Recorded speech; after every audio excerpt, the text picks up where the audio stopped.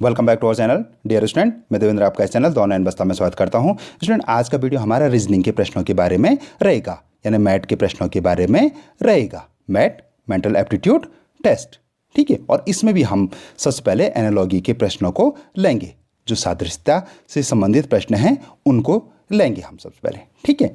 तो हम सबसे पहले निर्देश दिए होते हैं, तो आप निर्देशों को अवश्य पढ़ें। जब भी आपके पास मैट का पेपर आए तो आप उसके निर्देशों को बहुत अच्छे से पढ़ें। तो इसमें प्रत्येक प्रश्न में चिन्ह, ये जो चिन्ह दे रखा है ये ऐसा दे रखा है, यहाँ पे भी ये चिन्ह दे रखा है, ठीक है। इसका जरूर ध्यान रखें कि बाईं ओर, ये जो बाईं ओर के दो प्रश्न शब्द हैं तथा दाईं ओर से उनके दाईं ओर क्या दे रखा है, एक आप ये देखें, एक शब्द दे रखा है और एक ये प्रश्न मार्क क्वेश्चन मार्क दे रखा है, ठीक है। तो इन दोनों के बीच में कैसा संबंध है, वही संबंध आपको इन दोनों के बीच में चूज करना है, ठीक है। और जो सही विकल्प, आपको 4 विकल्प दिए होते हैं, इन चारों में से एक को चूज करके आपको OMR पे काला करना होता है, ठीक है। जो काली या नीली पेन आपने रखी होगी उससे आपको वहाँ पे OMR पे गोले बनाने होते हैं, ठीक है। तो चलिए शुरू करते हैं। तो आप समझ गए हैं, तो शुरू करते हैं हम, ठीक है। पहला प्रश्न हमारा, जीवन का जो संबंध मृत्यु से है तो रोने का वही संबंध किससे होगा? दुख से होगा, हंसना से होगा, हर्ष से होगा या खुशी से होगा? तो जीवन का ठीक आप ये देखें, जीवन और मृत्यु क्या है, आपस में विपरीत है, ठीक है। जीवन का मृत्यु विलोम है, ठीक है। तो रोने का विलोम क्या होगा? हंसना, ठीक है। तो पहले का जो राइट आंसर है हंसना। इसमें इसी प्रकार के लॉजिक होंगे, आपको ये देखना है कि इन दोनों में कौन से लॉजिक लग रखे हैं, तो वही इन दोनों में भी वही लॉजिक इसमें भी लगेंगे। तो आपने समझ लिए कि पहले का में क्या था, ये इन दोनों में विलोम था। जीवन का विलोम क्या है? मृत्यु। तो वैसे ही रोने का विलोम क्या है? हंसना, ठीक है। समझ गए? ये आसान होते हैं, ठीक है। तो लेकिन अगर आप थोड़ी जल्दीबाजी करें और समझें नहीं तो ये गलत भी हो जाते हैं, ठीक है। क्वेश्चन नंबर 2 देख लेते हैं। क्वेश्चन नंबर 2 है, भाप का जो संबंध गर्म से है तो बर्फ का वही संबंध किससे होगा? ऑप्शन हमारे पास ठंडा, कूलर, हिमपात या पानी। तो भाप देखिए, आपने भाप देखी, भाप क्या होती है? गर्म होती है। तो बर्फ क्या होती है? ठंडी होती है, ठीक है। तो इसका जो राइट आंसर है ए, ठीक है। भाप का जो संबंध गर्म से है वही बर्फ का वही संबंध किससे है? ठंडे से है। अगर आप भाप को हाथ लगाएंगे तो आपको गर्म महसूस होगी, तो वैसे ही बर्फ पे हाथ लगाएंगे तो आपको ठंडी महसूस होगी, ठीक है। वो ठंडा महसूस होगा, ओके। तो इसमें इसी प्रकार के लॉजिक लगते हैं। क्वेश्चन नंबर 3 देख लेते हैं। क्वेश्चन नंबर 3 है, संगीत का जो संबंध कान से है तो नृत्य का वही संबंध किससे है? संगीत का जो संबंध कान से है, तो हम संगीत को किससे सुनते हैं? कान से सुनते हैं। तो नृत्य किससे करते हैं? तो हमारे पास ऑप्शन है पैर, दांत, घंटी, भाव। तो नृत्य किससे? संगीत कान से सुना जाता है, तो नृत्य किससे किया जाता है? पैर से। तो इसका जो राइट आंसर है ए, पैर, ठीक है। आप नोट करते रहें, ठीक है। ऑप्शन भी नोट करें तो ज़्यादा बेहतर है, ठीक। और ये तो आप 2-3 बार देखेंगे इसको तो आपको ये प्रश्न याद हो जाएंगे। मैंने ये सारे प्रश्न जो पुराने पेपर हैं उनसे ले रखे हैं और ये प्रश्न बार बार रिपीट हो रहे हैं, तो आप बड़े ध्यान से इनको देखें। क्वेश्चन नंबर 4 देख लेते हैं। नदी का जो संबंध बांध से है, ठीक है। तो यातायात का वही संबंध किससे होगा? ठीक है। हमारे पास ऑप्शन है विधिका, संकेतक, गाड़ी या गति। तो नदी क्या करती है? नदी बहती रहती है और बांध उसको क्या कर देता है? नदी बहती रहती है और बांध उसको रोक देता है। यातायात चलता रहता है, यानी गाड़ियां चलती रहती हैं, और तभी तक संकेत आता है कि रेड लाइट आती है कि रुको, ठीक है। तो जो संकेतांक हैं ये उसको क्या कर देते हैं? रोकने का काम करते हैं। अगर रेड लाइट आई तो ये रुकना पड़ेगा, ठीक है। तो नदी का जो संबंध बांध से है, यातायात का वही संबंध संकेतक से है, ठीक है। चलिए क्वेश्चन नंबर 5 देख लेते हैं। नाटक का जो संबंध निर्देशक से है तो समाचार पत्र का वही संबंध किससे है? हमारे पास ऑप्शन है नौकर, विद्यार्थी, संपादक या लेखक, ठीक। तो इसका जो राइट आंसर है 5 का राइट आंसर सी, संपादक, ठीक है। नाटक को निर्देशन कौन करता है? नाटक को निर्देशक निर्देशन करता है, तो समाचार पत्र का जो संपादन है वो संपादक करेगा, ठीक है। चलिए क्वेश्चन नंबर 6 देख लेते हैं। क्वेश्चन नंबर 6 है, मैं साफ कर लेता हूँ। क्वेश्चन नंबर 6 है, मोटर कार का जो संबंध गैरेज से है तो हवाई जहाज का वही संबंध किससे है? हवाई मैदान से, हैंगर या विमानशाला से, हवाई अड्डा से या रनवे से। तो मोटर कार कहाँ रहती है? गैरेज में खड़ी रहती है, ठीक है, जब हम उसको रखते हैं तो उसको गैरेज में रखते हैं। तो हवाई जहाज़ का वही संबंध किससे है? विमानशाला से। हवाई जहाज़ को जहाँ रखने का है तो उसको हैंगर कहते हैं या विमानशाला कहते हैं। आप ये नोट कर लें, ठीक है। चलो क्वेश्चन नंबर 7 देख लेते हैं। चिड़िया का जो संबंध मछली से है तो हवाई जहाज़ का वही संबंध किससे है? हवा से, कार से, पानी से या पानी के जहाज से। तो चिड़िया देखिए आसमान में उड़ती है और मछली पानी में रहती है। तो हवाई जहाज़ आसमान में उड़ता है तो पानी का जहाज़ कहाँ रहता है? पानी में रहता है। तो इसका जो राइट आंसर है वो है डी, पानी का जहाज। चिड़िया का जो संबंध मछली से, हवाई जहाज़ का वही संबंध पानी के जहाज से। ठीक है, आप समझ रहे होंगे। ठीक है, क्वेश्चन नंबर 8 देख लेते हैं।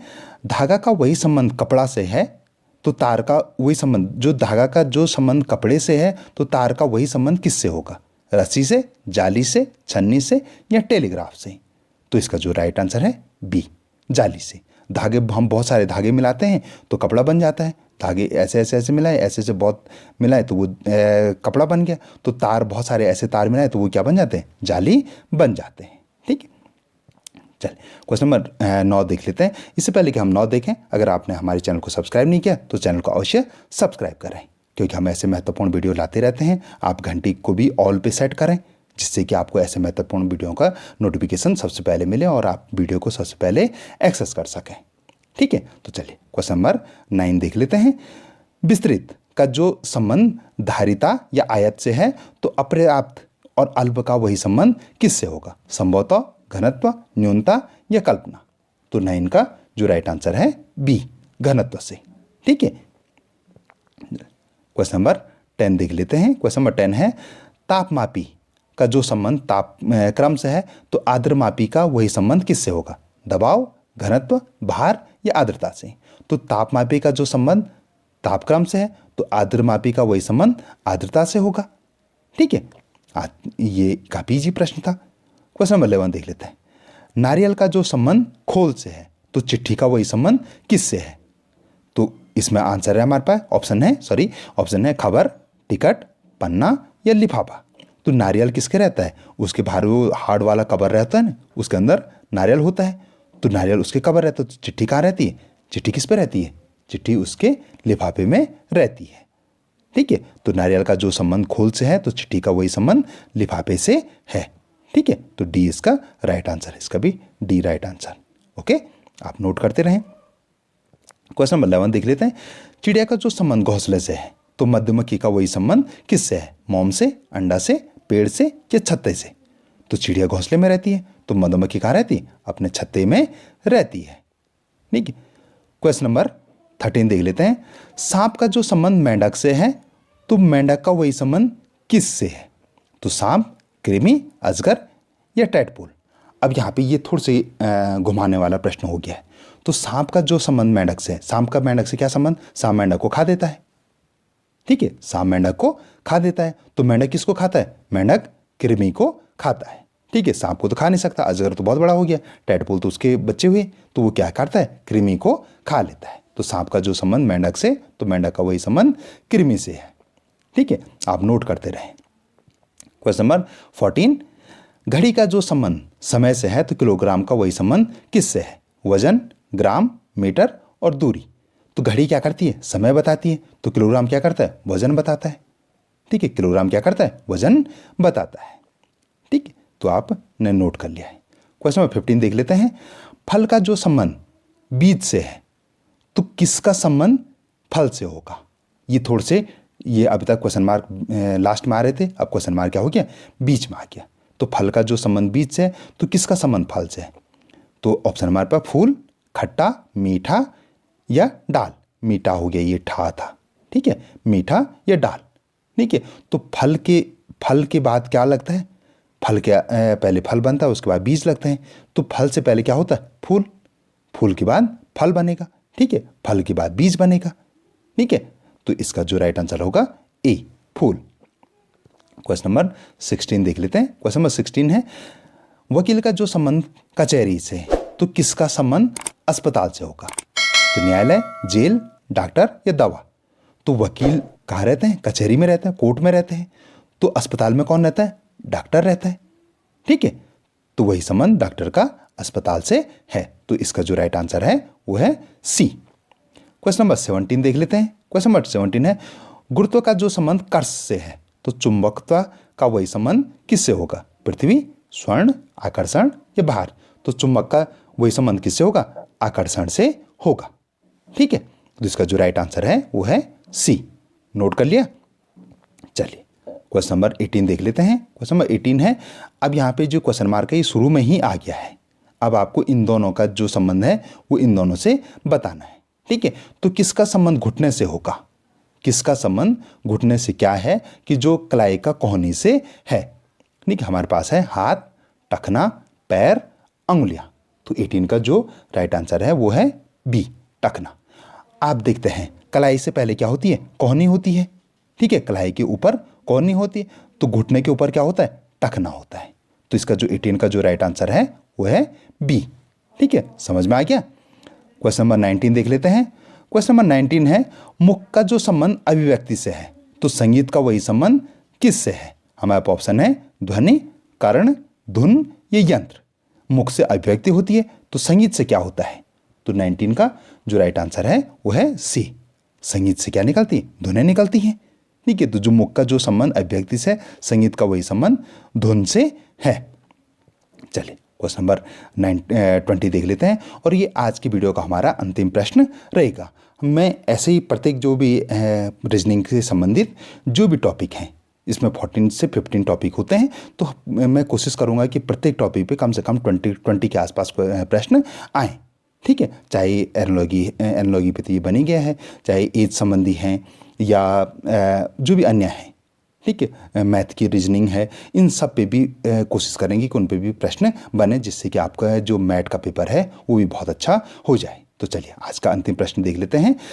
दिवस का जो संबंध रात्रि से है तो गोधूली बेला का वही संबंध किससे है? हमारे ऑप्शन है प्रातःकाल, मध्याह्न, सायंकाल या उषा काल। तो 20 का जो राइट आंसर है डी, उषा काल। ठीक है, दिवस का ठीक अपोजिट है रात, दिन के अपोजिट है रात। तो गोधूली बेला कब होती है? शाम को। तो शाम का जो सुबह अपोजिट कब हो जाएगा? उषा काल। ठीक है, गोधूली बेला के बाद क्या हो जाती है? रात हो जाती है, और उषा के काल के बाद दिन हो जाता है। तो इसका जो राइट आंसर है डी है। तो आई होप कि आपको ये जो 20 क्वेश्चन का हमारा जो छोटा सा वीडियो था, ये आपको सारे प्रश्न आपको समझ में आ जाएंगे। ठीक है, तो अगर आपको सारे प्रश्न समझ में आ गए तो आप कमेंट सेक्शन में यस करके बताएंगे। अगर आपको ऐसे ही वीडियो और भी चाहिए मैथ से संबंधित तो आप कमेंट सेक्शन में यस लिखेंगे। ठीक है, ओके।